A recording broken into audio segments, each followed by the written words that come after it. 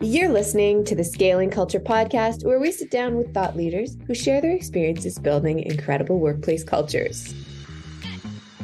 You're going to love today's episode topic as well as the guest, Dr. Yuvay Ferguson. She's an associate professor of marketing at Howard University School of Business. With almost 20 years of professional and academic experience, Yuvay is a lifelong lover of education and a fierce champion for inclusivity in all endeavors that impact the professional growth of future business leaders, our Gen Zs. We got introduced to Yuvay by her husband, John Ferguson, who is CHRO at NASCAR, and he was recently on the podcast. Confirming our suspicions, Yuvay admitted their dinner table debates can get very energetic over there. Her research interests focus on representation of Blacks, Millennials, and Gen Z in advertising and their consumer behavior in the marketplace. Her consulting interests focus on partnering companies with universities to drive experiential learning in the classroom and build pathways for diverse candidates to have access to amazing career opportunities. In this episode of Scaling Culture, Ron and Yuvay discuss attributes of the Gen Z generation and what differentiates them from Millennials and Gen X. What does Gen Z look for in the workplace, and where is the line in the sand for things they can't stand? How to best communicate feedback, resolve conflict, motivate and connect with Gen Z, and strategies to attract and lead Gen Z to become the best version of themselves. At one point, Yuvay said that instead of focusing on long-term commitment from staff, employers should have the mindset with a new hire that we want your best for as long as is best for you. And we really, really love that. Hope you enjoyed today's episode. Welcome to another episode of the Scaling Culture podcast. I'm your host, Ron Lovett, and today we have Yuvay Ferguson, who's the Associate Professor of Marketing at Howard University School of Business. Yuvay, welcome. Thank you so much for having me. I'm excited to be joining you. Well, we were just saying, I've got to know your other half. You're the better half of the other half. Absolutely. John Ferguson, we've had him on the podcast, and he was singing your praise and said, if you are not a complete idiot, you'll have my wife on who is incredibly knowledgeable on some topics. So I was one. It's great to meet you, and we're really excited to have you on today. Same. I'm really excited to be joining you. And, I like to think of myself as the better half, but really he is my better half. Like, I feel like he gives me a great perspective on how actually culture is implemented in the workplace. So as much as I see and pour into my students, I get to see the back end of the result through him. So, it's interesting. Like, I feel like the dinner table wants to be very interesting with you both. I assume you get in some very deep, incredible, and maybe sometimes heated debates about stuff. Absolutely. When, quiet quitting was all the rave and talking about that, we had some really interesting perspectives. And, I think we both grew from being able to talk out different perspectives and different sides of the coin. Him being an HR leader, and then me having former students and students entering the workforce and their experience in that space as the employee. Really interesting. And we've grown from those conversations. That's great. And so we've done a formal introduction, but give us your background. I know you mentioned check and balancing, getting people ready for the workforce, but getting the companies ready. I love that. So just give us a high level overview of kind of what got you to where you are today. So sounds good.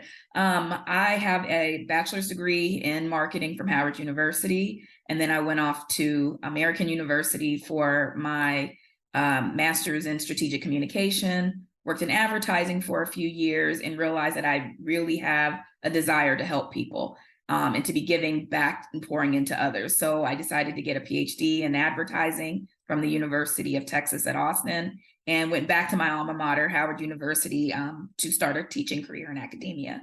And, after all of these years of pouring into students and preparing these future business leaders, I came to the epiphany that it can't be a one-sided activity. It has to be this 360. And I found this new passion for pouring into the workplace to make sure that there is a great workplace for these future business leaders to enter into. So this culture has to be set both by preparing students and future employees, but then also making sure there's connectivity between the workforce that they're going to be going into and the culture that they desire. So because it is, and there is a focus on Gen Z, correct? Absolutely. I So love 20-year-olds. yeah, so I'll get back to that, but just quickly, how do you do the second part of what you just talked about? How do you ensure that companies are ready to receive these individuals? That sounds like a really big undertaking. So my last administrative post with the university was as an assistant dean for impact and engagement. And really what that allowed me to do was manage our corporate partnerships. And I got to work with companies that wanted to engage with students, wanted to engage with a diverse population of students. And the automatic, easy answer was, oh, I'm going to come and do a scholarship, or maybe I'll come and do a case competition of some sort. And after really meeting with these companies, I realized that there's such broader ways.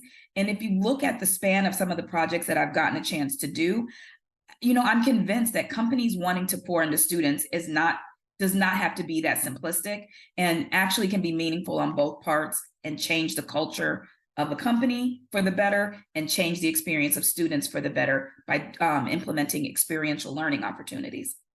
Interesting. And so why the focus on Gen Z? Was that just your student base? Like, why that category of humans? So they are one of my primary targets right now, but not the only. And it's because I engage with Gen Z as 20-year-old students in undergrad at my university. But also, Yuvay, can you tell us really quickly what just for the listeners? Can you describe the Gen Z? Says I get mixed up with X, Z, and millennials. Oh, perfect. So that's actually my research interest right now is generational cohorts. So I'll kind of start a little older than the boomers, generation, they're called Generation Grace sometimes, but we'll call them baby boomers for right now. And baby boomers are about 1950s to the 1960s. They're really the babies of the people coming back from World War II. And so they are just leaving the workforce. Then we have Gen X, and Gen X is the late 1960s to 1970s. And again, everything is kind of fluid. Gen Xers have, they're in leadership at most companies at this point, really high level employees. Then we have millennials. Millennials are about 1980 to about 2000. And we have Gen Z, which is coming into the workforce right now. Interesting. So I'm 1979. So I'm an X, right? It depends. So you're a cusper. And so you could be, depending upon how you engage with technology, what your experiences were like, you're probably what they call a zennial or a millennial. An old millennial is what I call myself. I'm good. That's great. And so let's get into the Z, so they're entering the workforce. So the age group again. So what was the age group range of a Gen Z roughly? So born around 98, 99, 2000. So They are, again, the 20 somethings that have just entered the workforce. The pandemic is going to be a huge influencing factor on their experience as employees.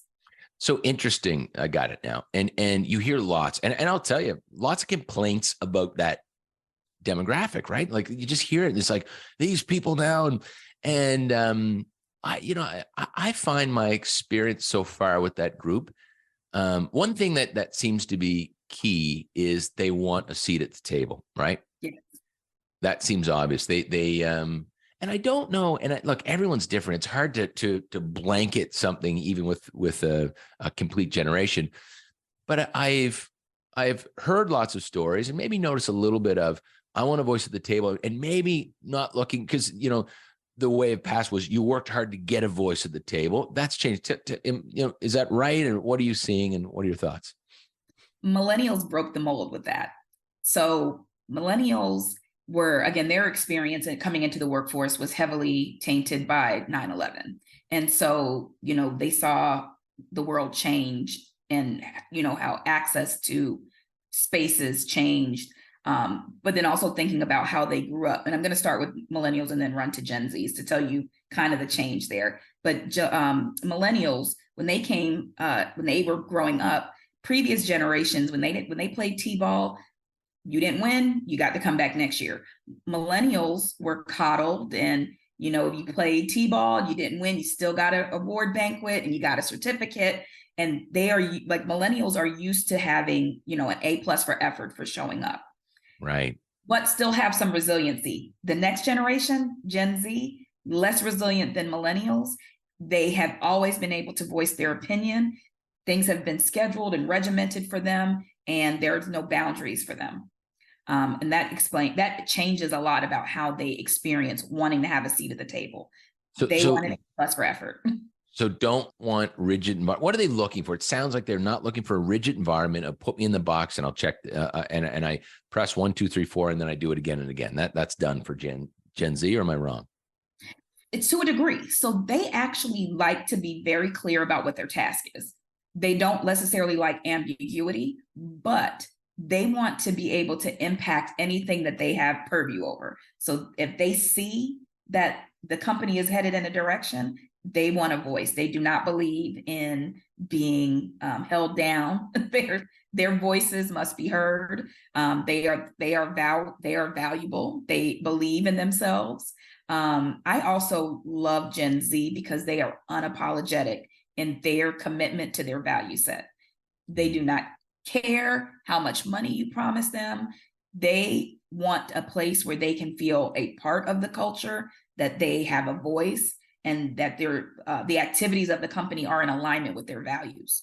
Now, what's your guidance to companies that maybe not have as progressive of a culture and aren't ready for that? That they are like, look, that's not how it works around here. They need that workforce. They need some younger folks at the table, fine, but that their view is, the internal friction between, look, I've been here for 20 years and I haven't had a voice, and so why should you have a voice? Like that's got to be messy too. What's your guidance for companies that have a very mixed? They've got boomers in there that view things a certain way. How do they all work together well? So, and again, I may just be team millennial and Gen Z here, but I think that companies are going to have to change their approach. It's just a different group that's coming into the market, and they are relentless. Gen Z would rather stay at home in their mom's basement than come to your job and not be happy. And if you want to have the innovative voices of the younger generation, which we're all going to need, because every company has to have, a pipeline of employees coming in, you're going to have to change. And companies felt the same way about millennials, though, honestly. And companies have changed. They've allowed for more flexibility. And that same amount of flex is going to have to happen with Gen Z entering. And is the want and need for flex the reason why the label in some cases has been this entitlement? Is that what's happening? Because there is a bit of that label. That I meant to say that earlier. I've certainly, through discussions heard, geez, that's such an entitled group of humans. Like, what are your thoughts? Or is it just because we're viewing as we want things different, we want to be heard? That's entitlement. What are your thoughts? That's a tough one, because I do think that again, Gen Z particularly, but millennials, throw them in the bucket too, have a sense of entitlement about what is owed and potential to them. But again, previous generations saw their parents go to work, have long careers, 30-year careers, get a nice pension, and go home, to retire. Millennials were the first group that did not see that as a path for themselves. And it wasn't because that wasn't what they desired. It was because the world changed. They saw their parents that may have spent 15, 20 years at a company get laid off. And so millennials are not loyal to companies. And Gen Z could care less about loyalty to a company. So how do you find balance between a company looking for loyalty, or is it just, look, just be ready to get the best out of someone for a 2-year period? Like, what's your back to counsel for the company? How do you embrace that non-loyalty that people might be looking for? And how do you work with it? You hit the nail on the head. That companies are going to have to change their perspective. And as much as we'd like to think that, once we bring somebody in, we treat them well and we can keep them forever. My husband came up with a phrase that, based off of our conversations, that I absolutely love to share of his, which is, you want to be a company that's a great place to work and a great place to be from. So you want to make sure that there's some people at your company that you're going to try to hold on to, but if they do leave, they're spreading the gospel of your ways of management. They may even come back if you're that great of a place. But you go to grow, you find new skills, you're able to stretch those skills in new places, and hopefully that just brings innovation in a circle that's not stagnated in one company, in one office, that person stays there forever. It's interesting. My view is that I don't really, I kind of view it as a leader, our job is to bring out the best in someone and find their path, whether inside of my business or outside, and to help them find that, And so I've had a lot of discussions with individuals that would be in probably more the millennial category than Gen Z, but Gen Z too, to say, look, if it's not for you, let me find you a new home. Like it's okay. And so one thing maybe I've tried to do strategically to combat that is have open and transparent conversations on the interview, on onboarding, and publicly to say this isn't going to be for everybody, and it may not be forever for everybody. Is that a right approach, or how should we be communicating that for alignment purposes with that demographic? Absolutely. Like, I think that making sure that this demographic realizes that we want the best out of you for however long it's best for you. And honestly, companies need to use technology and all of the tools at their avail right now to make sure that one person doesn't stop the show, because this is a transient employee population that is in the workforce and coming into the workforce. And so you shouldn't have to reinvent the wheel when somebody leaves and somebody new comes in. Playbooks. Oh, please. Right. Sorry. Yeah. Keep going.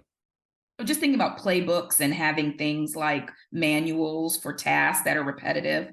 The goal is to make sure that one person does not stop and hold up the show, which previous generations of employees, that was a huge issue, that, there was one person that held on to this and it was in their desk, and that should not be a thing anymore.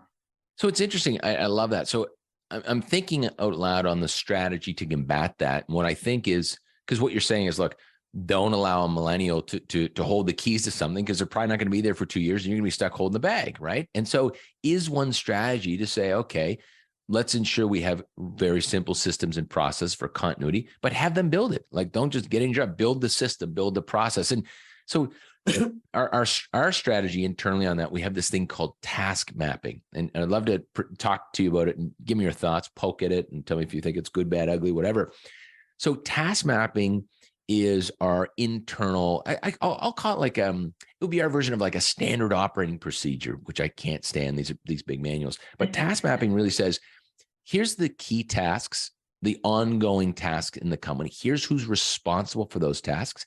Here's who else knows how to do those tasks. And from there, we say, does that task, you label it kind of green or red? Does it give you energy or drain your energy? So if it's your primary responsible task, we want to ensure it's gaining your energy. Then we get into, how many hours that takes you to do the task, roughly.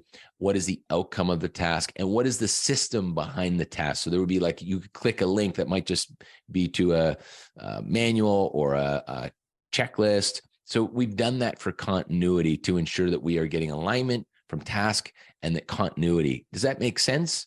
Absolutely. That sounds amazing. This is my first time hearing of that, but I think that more companies need to adopt this idea. And then also it helps with retention and moving people along, because if you're assigning somebody who is like, this, I hate it, this is draining me, but I like this other task that the next person hates because it's draining them, you can rearrange roles. It can be, it doesn't have to be this role always does this thing, even if the person previously loved it and you hate it, and you can mix and match with people around you. That's amazing.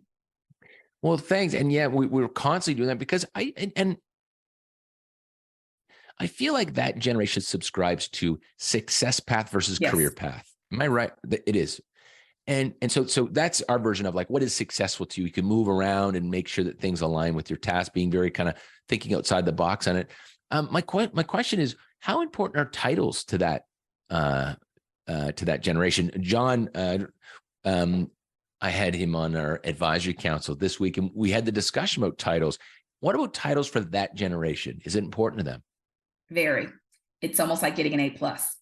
And this is a group, Millennials and Gen Z, that are driven by checking boxes of like, I did it. Can I get an A? Can I have, again, playing T-ball, can I have an award even if I wasn't the best?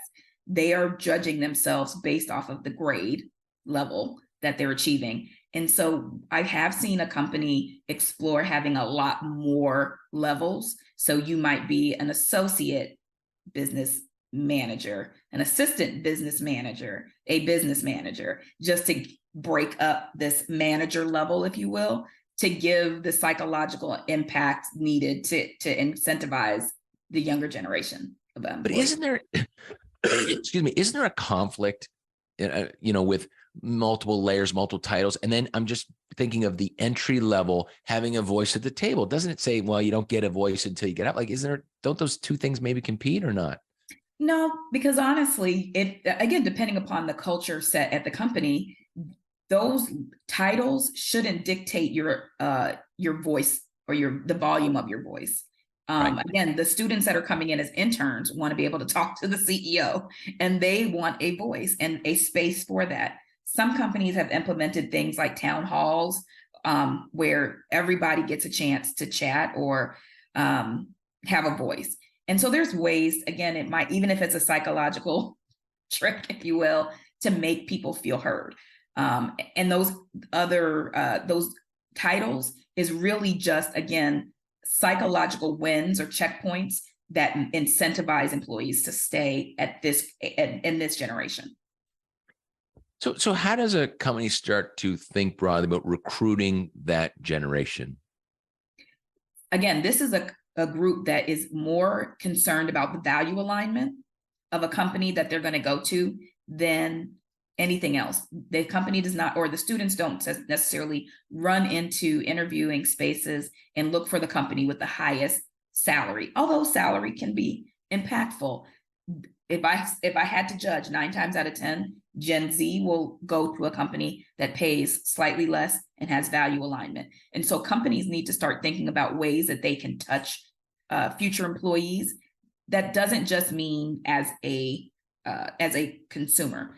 Not every company or brand has the ability to have brand, awareness within that population. Everybody's not a Google. It may be a company that's a manufacturing company that we use their products every day, unbeknownst to us as consumers. The students are going to want to see some type of value alignment. Do they give back to the community? Do they participate in activities and make themselves aware to the generation that they're hoping to employ next? Doing that and doing activities with the students in a way that feels not so what's the word? That just transactional. Transactional. That's a perfect word. Like, it doesn't feel like it's performative or transactional in nature, but it's not you just coming to the career fair. It's you coming and speaking about a career opportunity to a student population, or doing a training about a certification that they may not have had access to if you didn't bring it to their attention. So it's interesting. Based on that, I believe we've really gone back to the drawing board and how we laid out our ads. So high level, with Vita, we'd say, look, here's our purpose, here's our mission, here's what the company stands for. And then we've kind of gone to, because the traditional ad was, here's a blurb about the company, here's a criteria, here's the criteria to meet, here's the background you need, here's the potentially compensation and salary, like was always at the bottom of benefits. We've really kind of re-engineered that to say, here's the company purpose, mission has to live in there. Here's here's what your experience will be like. Here's what you'll get from this organization. Here's what it feels like to work on the team. And here's some, here's some references from our team that you can look up on LinkedIn and talk to them before you even interview. Here's a podcast of someone we've interviewed on our team to talk about the culture. And then we get into the benefits. And it's interesting. Like, our benefits, I think, fit well with Gen Z. So we would be very progressive, unlimited vacation with a mandatory once a month life day to shut your phone off. Right. We have health and wellness allowances, but also personal fitness. So twice a month.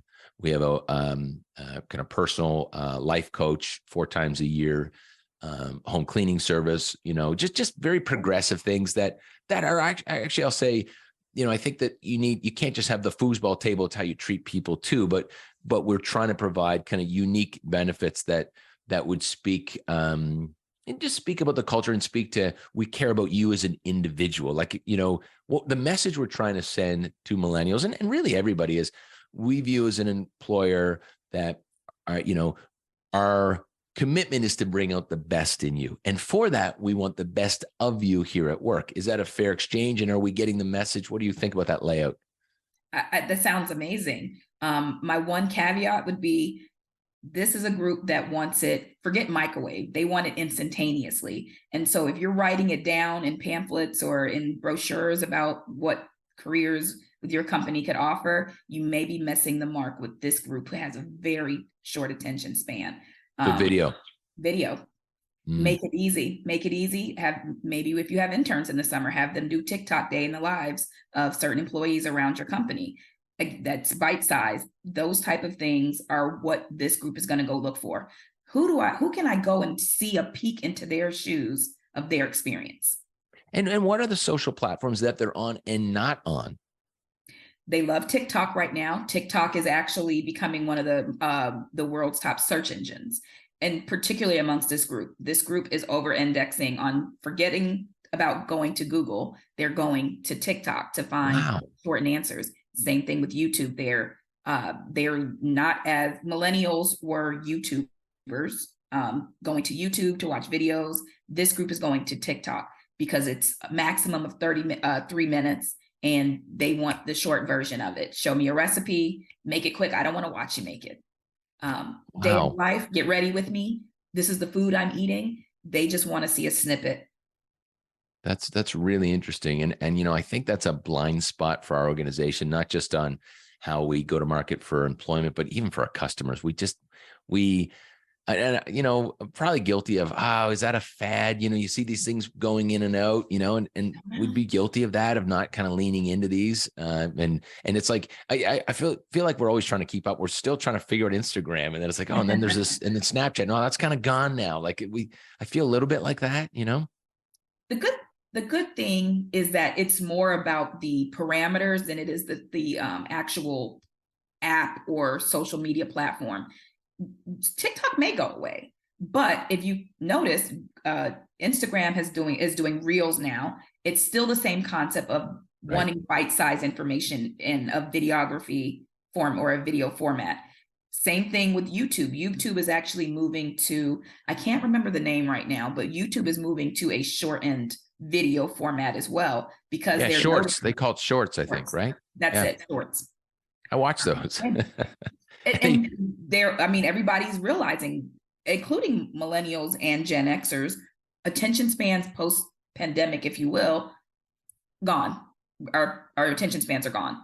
So that also leads me to think that the content, once the training content, all that means short bursts. So is that how companies are investing in pivoting internally? Talk about some of that to not adhere, but to mold to that group. So that is a perfect example. Doing trainings that are tactile for your job, short bursts of information, or really experiential hands-on training modules. So the all-day retreats where you sit at the coffee table, or you sit at these tables, at the long tables, and there's somebody in the front giving you an experience or giving you a lecture, is gone. That is not the way to get to this group. They're going to zone out anyway. So if you want them to learn something, doing something short or giving them the resource to go and be able to find the answer. I really loved when you were talking about the playbooks or having a resource guide of some sort. That is a better fit for this group. I do think that there are still going to be some examples of times where it doesn't make sense to have a short video, and that's okay. This is not a group that does not want to be successful, but everything can't be a 3-hour meeting for them. So the challenge for organizations, I'm sure you're seeing this, is you're going to have, if you still have some boomers, you've got long form reading. They probably don't like the short videos. It's hard to so you kind of have to be dynamic internally and provide different ways of presenting the same content. Absolutely. And I think that is going to come with, experience and understanding who your audience is. There are a lot of industries that the boomers have said, all right, that's it. I'm retiring and I'm moving on. So there's several industries that, boomers have exited the industry. They are 60 plus at this point. So we're talking about Gen X, who is not afraid of technology, millennials who are natives of technology, and Gen Z, which it's their left arm. They can't seem to work without technology. And you have some examples, I believe, or some stories, I believe, on maybe Yum, HubSpot, GM, and how they're embracing that and some of the neat things they're doing. Can you share some of that? Oh, absolutely. So again, just talking about how companies are trying to find innovative ways to really engage populations. And to be fair, it's not singularly for the purpose of recruiting. A lot of it is in, having a D&I impact. It's making sure that they're thinking about the next generation of employees and business partners. And then really just giving back and doing the right thing so that the next generation of employees or the workforce of tomorrow is really prepared to come into their ranks. I can start with General Motors. So I've worked with General Motors for a few years on a project with students for my senior marketing majors, where General Motors would give the class $3,000 to be able to host an event on campus. And so it gave students a chance to not just talk about marketing and promotions in an abstract way. Most companies would be highly afraid to let 20-year-olds manage their brand for a purpose of one event. There were a few guidelines, but actually very light when it came to their ability to touch the brand.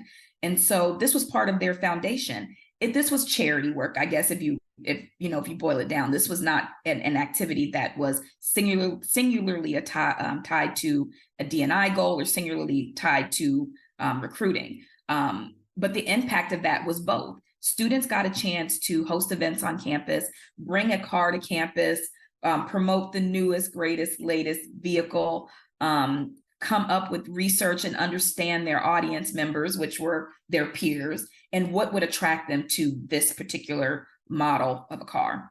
Interesting. Hugely impactful. I mean, the marketing majors were looking forward to this, where they got a chance to get outside of the book and create ads and create an event and manage an event and do the promotion and do the social media. And actually they, in the last several years, we moved into influencer marketing, where they were able to identify influencers on campus to help them promote their event. And it would be a 1 hour or hour and a half event during the class period, where they got to bring the actual vehicle to campus and, use their imaginations. They saw the number of students applying for internships and full-time opportunities go up.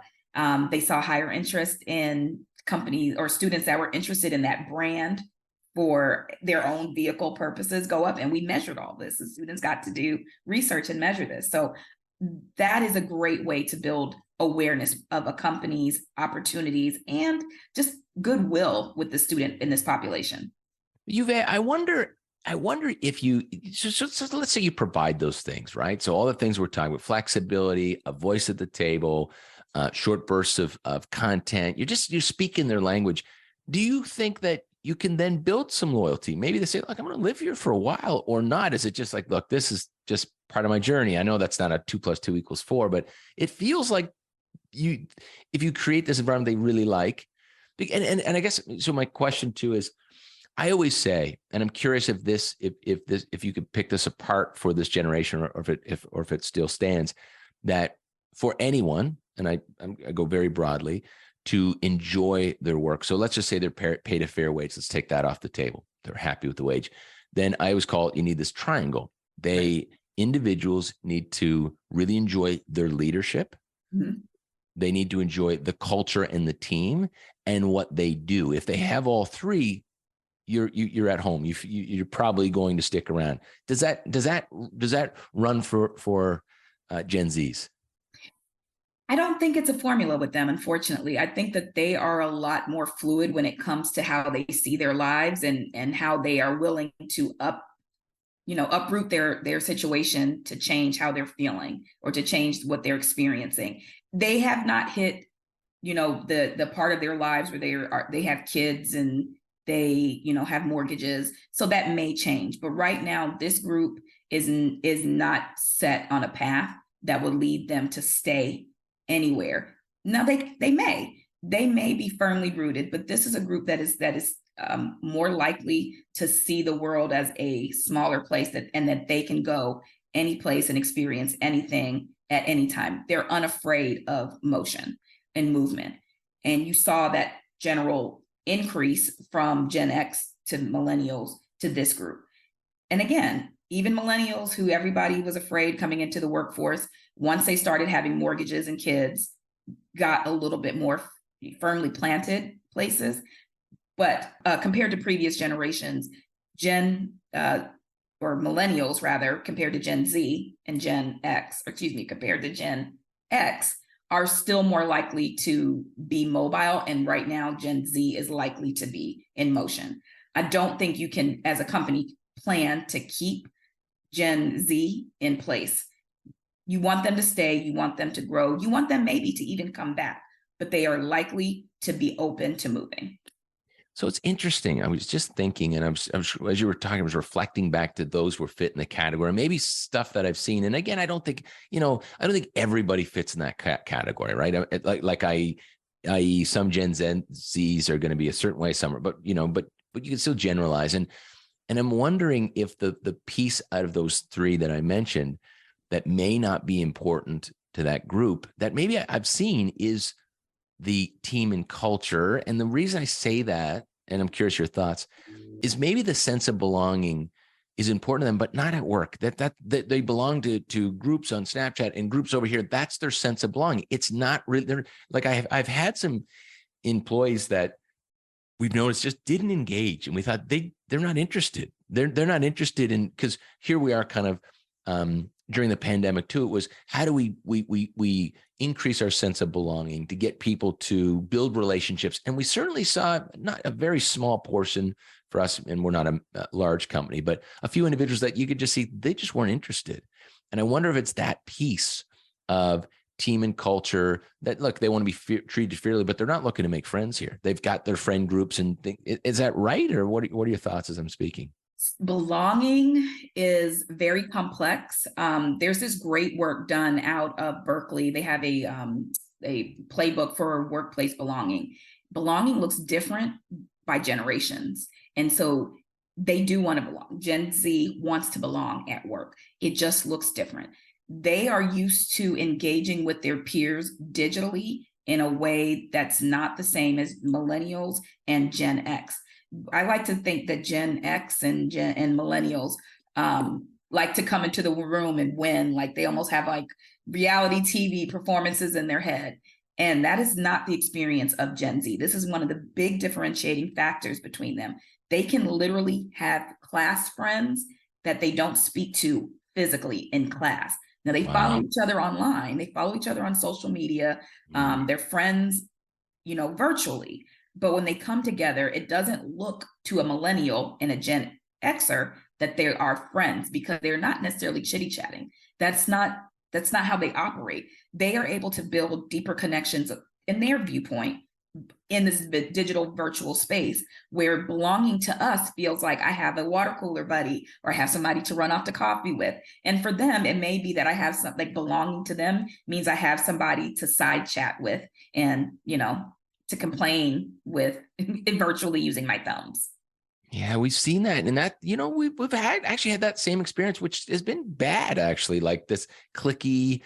We've had some experience with that. It was like, wow, whoa, because I think the challenge from our viewpoint was, how do we get you to a place where you can share that, face to face, human to human, have an open dialogue where maybe that wasn't fair game for them. They just said, I'm not going to get there. I don't communicate like that.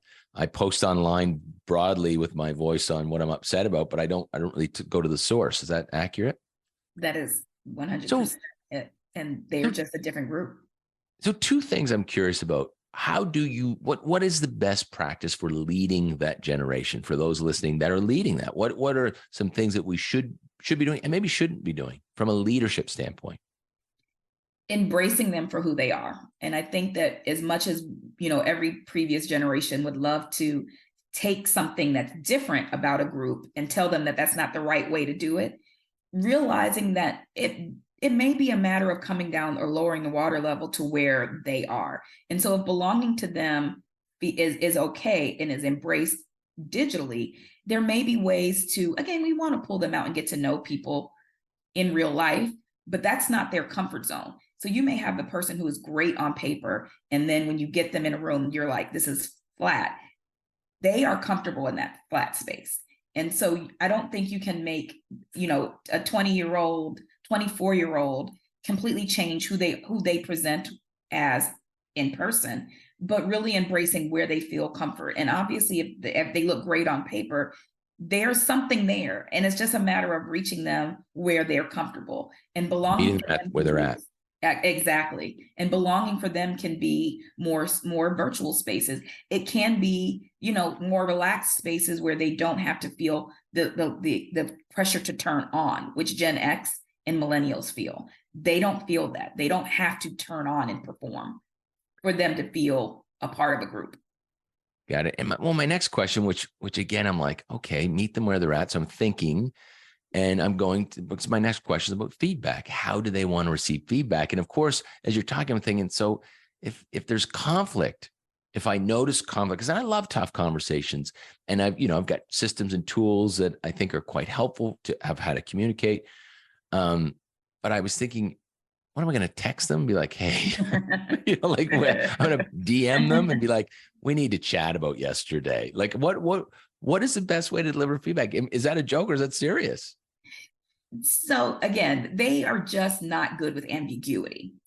And so if they know what the parameters are that they're being judged off of in advance, and then you show them metrics, they understand that very clearly. Subjectivity with this group it falls on deaf ears, and it feels unfair, and it feels, like I'm being picked on. And it's not just them, it's millennials too. But the more specifics you can give around why you're talking to them, or why there is a gap between what is expected and what is being provided, the better chance you have of talking to this group.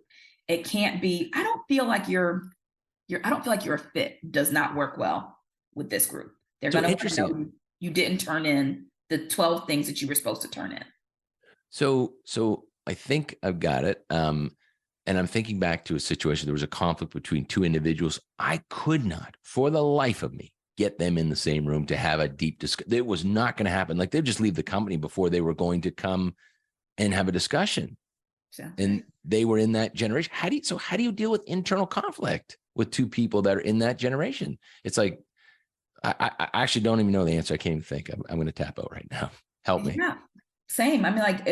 People are complex. So, their specific issue depends on what the issue is. But generally speaking, this is a group that if you are able to give them specifics of what is acceptable and what is not acceptable in advance, meaning interview. Person A sent an email with all caps and it offended person B. If person A knew that that's not acceptable in this culture, they all know where they lie in the scope of what went wrong here. So I think what I'm hearing you say is create very specific rules, which I hate, but you're saying that helpful? It's helpful to have those parameters, unfortunately, with this group. And obviously I'm being facetious about you can't send capital letters. But no, I know. I understand though. I understand. Giving guidance, I'm going to call them. I'll use guidance, right? Absolute culture guidance. I love the idea of like having, times for people to talk about like what is important in this culture. What is a no in this culture? What is a yes? What is a green? What's a red? Because it's funny, because this generation, as I'm thinking, has no problem going online to 1,000 followers and shooting a video and releasing it and saying, this thing happened to me at work. I'm upset. Maybe I don't name names, but I push it out there and I give my opinion and I'm loud as hell. But to have a one-on-one chat with this person that I had the conflict, that is not happening. Like there's a lack of, I'm probably being harsh now, but I feel like there's a skill that's needed. That's going to be tough for that group to become leaders or not. Feels like it. I think that the interpersonal piece is going to make it hard for them to be leaders of previous generations. but not. So for all you millennials out there, sorry, all you Gen Zs, learn how to have tough conversations. You will smoke your competition and you'll lead everything.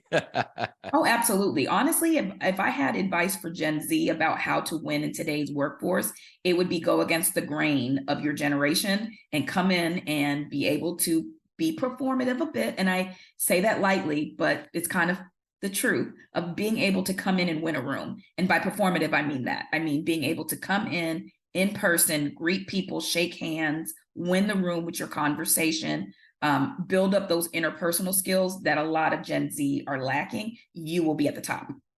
Love it. I couldn't agree more. Yuvay, before we wrap, what else are you thinking about? Challenges, thoughts, opportunities that we haven't discussed today that you think would be interesting for the listeners?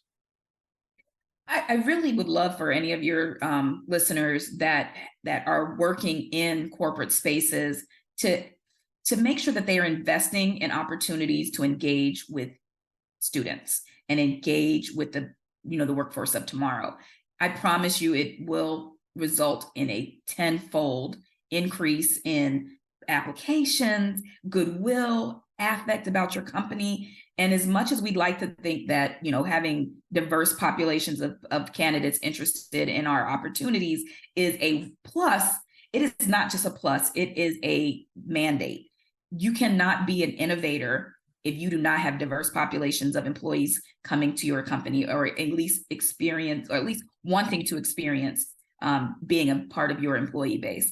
And it's not, you cannot win in the next century if you do not embrace innovation and diversity. So I hope that people would use just pieces of their budget to do things that aren't solely aligned with I'm going to a career fair, but things that are generationally impactful. One of the projects I worked on recently was with Yum Brands, and an amazing leader, their head of global franchising, Wanda Williams, came to Howard and really built out this beautiful project where we had students from the University of Louisville and Howard, graduate students, and brought them into a franchise ownership accelerator where we were able to teach these graduate students, because they had a little skin in the game, or able to have skin in the game, able to teach them about franchising as a business model. And then they've gotten a chance to compete in a Shark Tank style competition. Like, that's life-changing.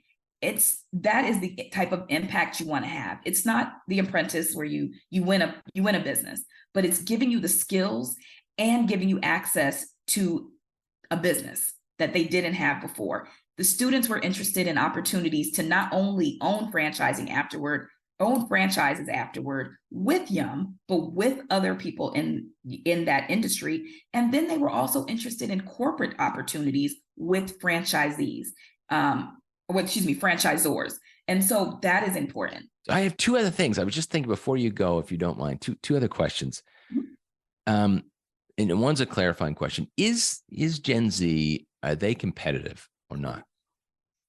They are, but it's honestly with themselves. They compare themselves to other people in an unrealistic way. So they look at social media and they see that their peers are on a boat in Miami and they wonder why I can't afford it.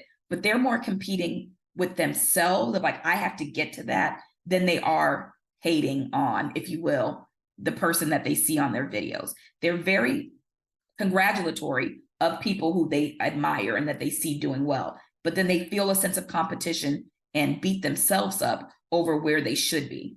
So I feel like now I have the answer potentially to my question, which was, how do you motivate them? I feel like based on that answer, you motivate them by exactly what you said, is by working to get better results by competing with their last results with themselves versus peers. Absolutely. Okay. So the motivator is do better for you. You get 10, hit 12 next time. Do better for yourself. Okay, great. That's great information. Last one. Back to the office. Obviously, still going on.